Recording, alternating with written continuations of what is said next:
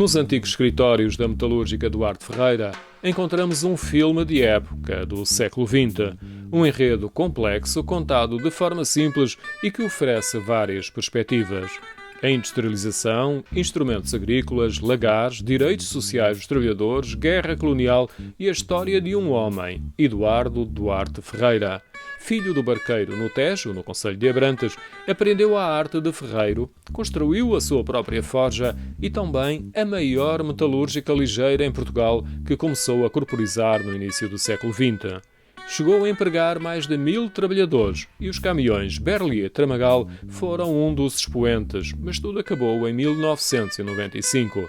O museu retrata este percurso com ilustrações, algumas alfaias agrícolas, instrumentos de cozinha, maquinaria, um conjunto diverso de objetos que têm colada a borboleta, o símbolo da metalúrgica. Conta a história da metalúrgica Duarte Ferreira, que foi a maior metalurgia ligeira do país no século XX, e conta então a história do seu fundador, o Eduardo Duarte Ferreira, que foi um empreendedor, e conta, portanto, desde o início daquilo que foi a pequena forja até se tornar no portento nacional, que foi a metalúrgica Duarte Ferreira, desde a área agrícola até aos míticos caminhões Berliet-Tramagal. É isso que nós encontramos aqui, a história desse homem, que é inspiradora, e também de todos aqueles que contribuíram para fazer, de facto, esta fábrica. É um edifício amplo. A fotografia do fundador partilha o espaço com retratos de muitos outros colaboradores. Vemos ainda o escritório da família, o cofre e vários instrumentos associados ao lugar, como salienta Lígia Marques, museóloga do município de Abrantes. O museu está implantado naquilo que era o escritório principal da fábrica. Este edifício é, portanto, dos anos 20, 30, era o escritório principal, a secção de vendas, toda a secção de desenho técnico, tudo isso existia aqui neste edifício. Aliás, nós tentámos preservá-lo o mais possível. As intervenções que fizemos foram de alguma forma ligeiras e simples, de maneira a preservar mesmo a estética do edifício, para também ele próprio contar a sua história. E quem fez parte, que ainda há muita gente viva, felizmente, não é? que trabalhou na metalúrgica, uma vez que ela se extinguiu em 97, ainda há muita gente com memória, também possa vir aqui e recordar-se e lembrar-se do seu posto de trabalho ou de alguma forma de memórias que tenha ainda do seu tempo de funcionários aqui. Os antigos trabalhadores deram alguns objetos e contribuíram para o acervo do museu. É o avivar das memórias que para muitos não foi fácil, devido ao encerramento conturbado em 1995. De certa forma, eu acho que posso até dizer que nós cumprimos dos nossos objetivos, digamos assim, que era de alguma forma, sem pretensão, enfim, mas fazer as pazes, porque a fase final da fábrica não foi bonita, não foi fácil, foi muito difícil. Ainda há pessoas hoje em dia que não receberam as suas indenizações, portanto ainda havia feridas abertas muito difíceis de sarar, e de alguma forma acho que nós tentamos e estamos a conseguir cumprir esse objetivo de ajudar a sarar as feridas.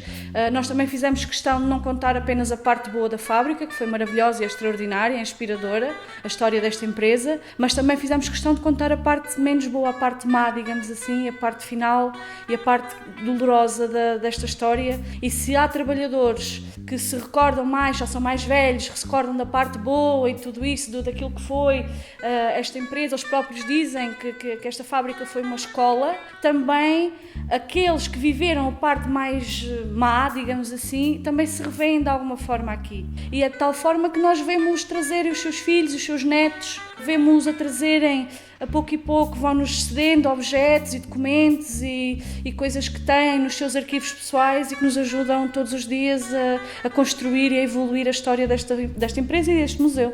Mesmo para quem não teve esta relação umbilical com a metalúrgica, vive as histórias que se cruzam com muitas outras. As pessoas gostam muito do museu. Não é um museu típico, digamos, a narrativa é feita de uma forma simples e as pessoas revêem-se muito, por mesmo não tenham estado ligadas aqui, de alguma forma, algum familiar seu numa outra empresa qualquer viveu o mesmo, ou alguns dos objetos que estão aqui relembram-os da horta do avô, da lavoura do avô, portanto há sempre aqui alguma ligação e algo que toca às pessoas. E por outro lado, de facto, nós temos aqui a cereja no topo do bolo da produção desta fábrica, que foram os caminhões Berliet-Tramagal, e que marcaram a vida de milhares de jovens, não é? À altura, à época, que combatiam na guerra do ultramar, e muitos deles vêm de facto à procura dessa memória. Os caminhões Berliet-Tramagal eram montados aqui, onde hoje o testemunho foi passado a fábricas como, por exemplo, a Mitsubishi Fuso. No entanto, os caminhões Berliet, pelo uso militar, fazem parte do acervo de qualquer arquivo de imagens da guerra colonial. Nós temos no nosso acervo, em reserva, caminhões. Temos dois veículos militares e um veículo civil da Berliet, Tramagal, mas infelizmente, tendo em conta os constrangimentos do próprio edifício, não foi possível tê-lo aqui em exposição. Mas é algo que está no nosso horizonte. Esperamos a curto prazo poder torná-los públicos e visíveis, e portanto o museu ainda tem espaço para crescer. E efetivamente, muitos ex-militares vêm cá à procura dos caminhões e trazem as famílias, e isso também acaba por ser, de facto, uma memória que as pessoas ainda têm muito presente. Com o fim da guerra colonial, procuraram-se alternativas. Uma foi o Jeep UMM, outra era um novo veículo que podia ter utilização militar e civil, mas não teve sequência. Refira-se ainda que o filho do barqueiro aprendeu a arte de ferreiro em oficinas e percebeu a importância do conhecimento. Os filhos já estudaram em universidades europeias e dos Estados Unidos. Os relatos nas cartas, nos anos 20, revelam a informação transmitida para o pai e que contribuiu para a aplicação de muitas práticas pioneiras em Portugal ao nível da organização e de preocupações sociais. Há pequenos pormenores no museu que nos ajudam, por exemplo, a perceber as questões da organização da fábrica, essas partes mais técnicas, menos visíveis, não é? E que foram tão especiais e pioneiras, muitas dessas pequenas organizações, e da gestão da qualidade, o controle de qualidade, o funcionamento da fábrica, as questões sociais também, porque a primeira caixa de previdência do país, pelo menos registada, devidamente patenteada, com estatutos implementados, é da Metalúrgica Duarte Ferreira. Ela é oficialmente dos anos 20, mas já desde o início da fábrica que existia algum comportamento, alguma tendência da proteção, por exemplo, dos órfãos, das viúvas e dos trabalhadores mais velhos. O museu abriu as portas em 2017 e no ano seguinte foi distinguido com o prémio de Melhor Museu Português do ano. Fora de portas, a Vila de Tramagal tem muitos outros registros da atividade da metalúrgica. Bairros, campos de futebol, instalações sociais e blocos fabris revelam a borboleta e o legado de Duarte Ferreira. Há ainda, como se fosse uma extensão do museu, o Memorial A Forja, que reconstitui a forja original de Eduardo Duarte Ferreira, e o Mirador da Penha, da autoria do arquiteto Keilo do Amaral.